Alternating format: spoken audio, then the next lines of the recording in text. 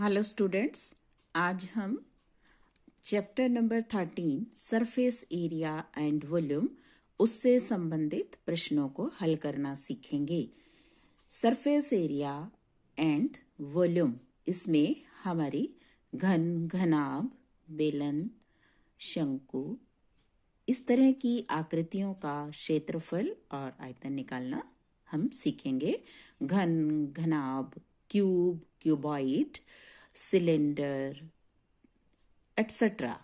तो जैसे हमारा पहला सवाल है, the total surface area of A cuboid with length L, breadth B and height H will be. किसी घनाभ जिसकी लंबाई L, B चौड़ाई तथा H ऊंचाई हो, पृष्ठीय क्षेत्रफल होगा। यानी कि घनाभ का पृष्ठीय क्षेत्रफल निकालना है, जिसमें हमारी लंबाई L है और चौड़ाई B है और हाइट उसकी H है। ये हमसे घनाभ के पृष्ठीय क्षेत्रफल का फॉर्मूला ही पूछा जा रहा है।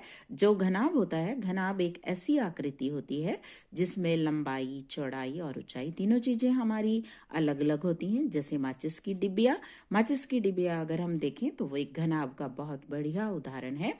बेटा, घनाभ में लंबाई, चौड़ाई और ऊंचाई तीनों चीजें अलग अलग हैं और घनाभ का जो पृष्ठीय क्षेत्रफल है वो होता है 2 into LB plus BH plus HL। तो इसका मतलब जो हमारा बी ऑप्शन है वो हमारे क्वेश्चन का आंसर इसमें रहेगा।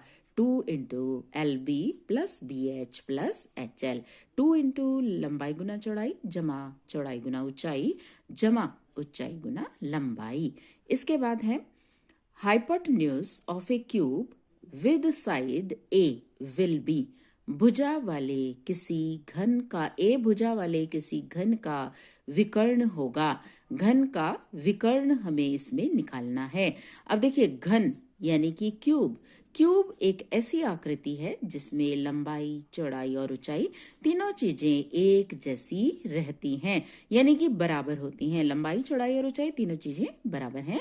इसका बहुत अच्छा उदाहरण हमारा लूडो खेलने का डाइस है, जिसमें लंबाई, चौड़ाई और ऊंचाई तीनों चीजें अलग हैं। अब इसके जो विकर्ण का फॉर्मूला है वो क्या रहेगा? विकर्ण का फॉर्मूला इसका होगा √3a।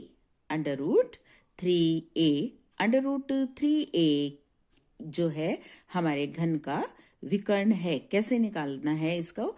L square plus B square plus H square. जो हमारा घन है, इसका जो विकर्ण का फॉर्मूला है वो है L square plus B square plus H square.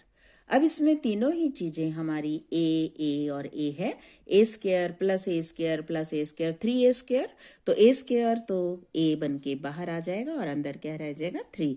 तो √3a ये भी एक तरह से हमारा फॉर्मूला ही है कि घन का विकर्ण √3a होगा। इसके बाद नेक्स्ट क्वेश्चन है, total surface area of a hemisphere of radius will be. Total surface area R त्रिज्या वाले अर्धगोले का संपूर्ण पृष्ठीय क्षेत्रफल। अर्धगोले का मतलब है यानी कि गोले का आधा। अब गोले का आधा यानी कि पूरे गोले का जो हमें पता है पृष्ठीय क्षेत्रफल होता है 4πr²। अब ये अर्धगोला है, वैसे तो अर्धगोले का 2πr² होना चाहिए, लेकिन अब यहाँ इसने पूछा क्या है? संपूर्ण का मतलब जो अर्धगोले के ऊपर वृत्त बना हुआ है उसका क्षेत्रफल भी इसमें इंक्लूड होगा। तो ये होगा बेटा 3πr²। अर्धगोले का संपूर्ण पृष्ठीय क्षेत्रफल 3πr²। इसके बाद नेक्स्ट है, the curved surface area of a cone of radius R and height H will be. R त्रिज्या तथा H ऊंचाई वाले शंकु का वक्र पृष्ठीय क्षेत्रफल। जो शंकु है उसको हम कोन कहते हैं। जो कोन है उसमें एक स्लांट हाइट भी होती है। अब कोन का बहुत अच्छा उदाहरण हम एक बर्थडे कैप से ले सकते हैं, खाने वाली जो आइसक्रीम सॉफ्टी के रूप में आती है उससे ले सकते हैं। तो इसमें एक जो स्लांट हाइट है, तो जो इसका वक्र पृष्ठीय क्षेत्रफल है ये होता है πr/l। अब देखिए यहाँ जितने भी अभी तक हमने क्वेश्चन किए हैं वो सभी फॉर्मूले ही बनके आ रहे हैं।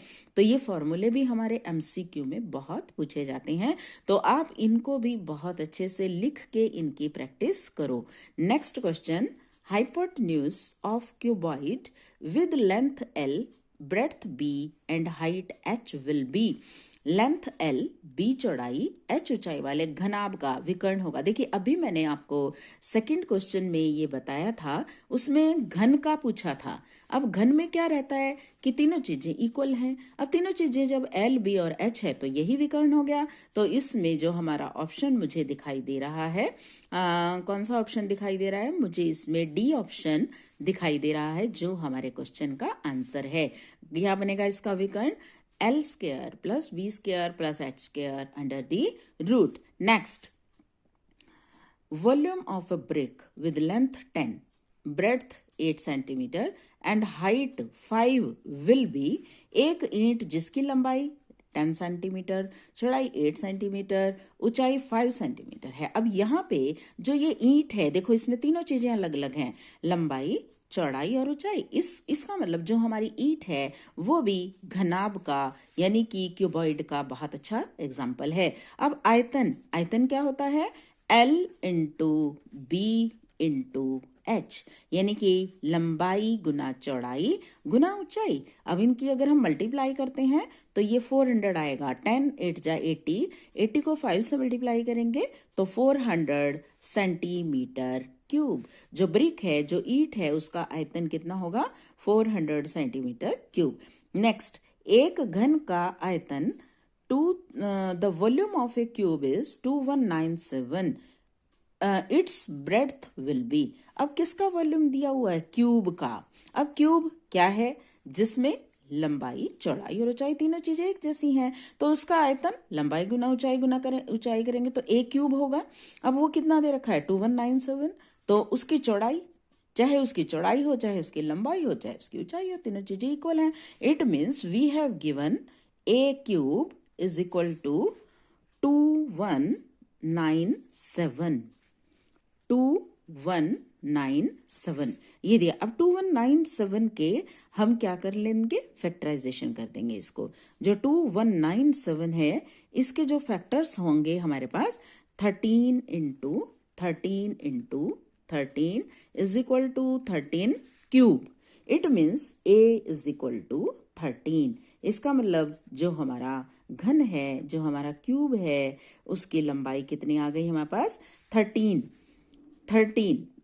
ही उसकी चौड़ाई है, 13 ही उसकी ऊंचाई है।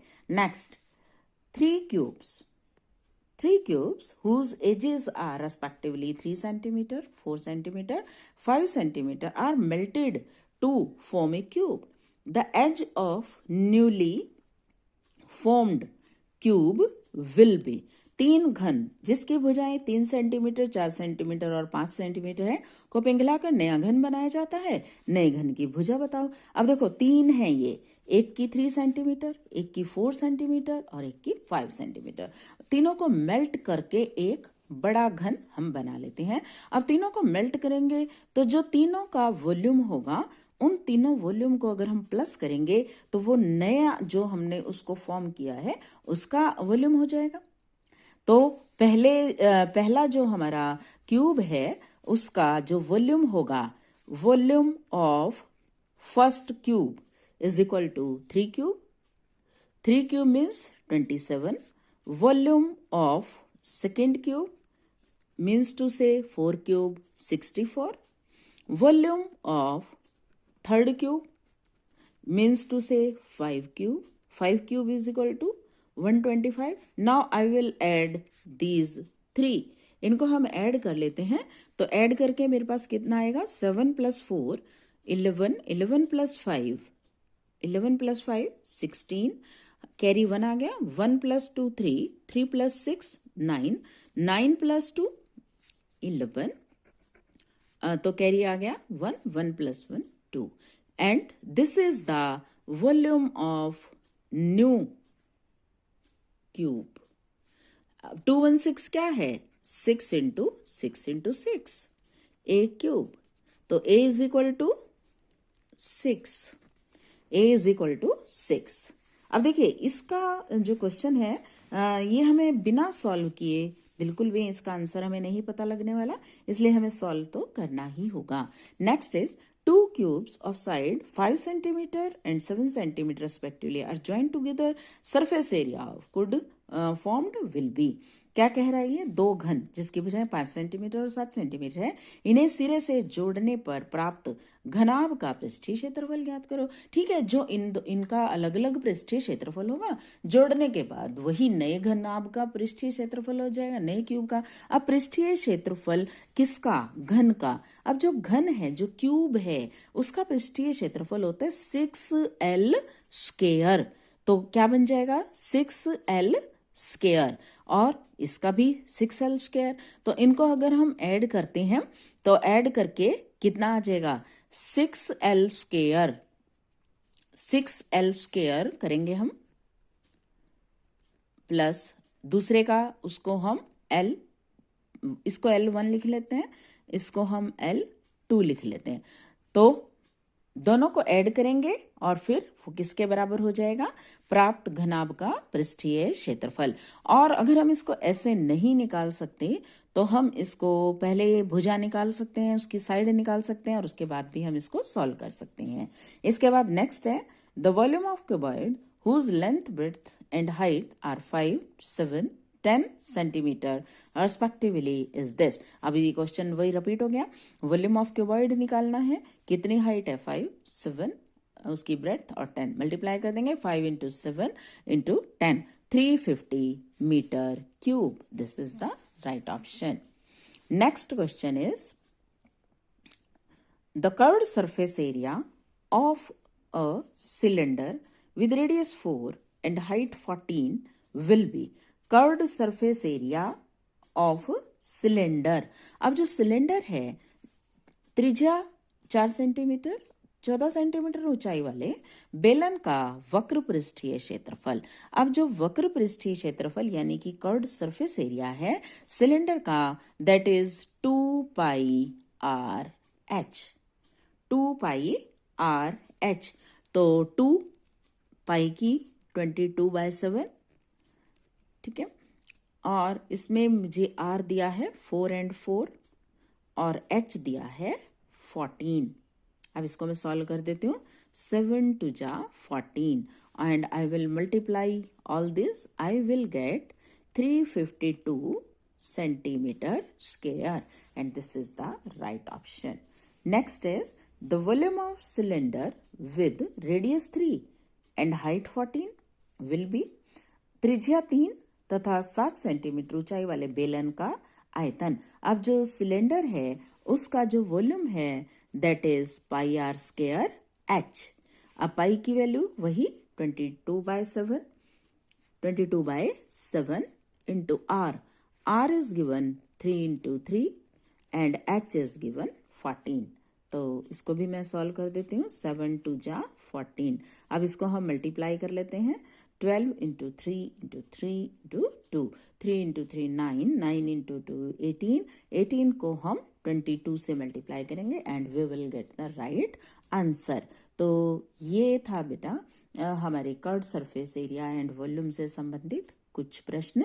मुझे उम्मीद है कि आपने इसको अच्छे से सीखा होगा, और इनको लिख लिख के सॉल्व करके ही अगर हम प्रैक्टिस करेंगे तभी हम अच्छे से इसका आंसर जान पाएंगे। Thank you so much. Have a nice day.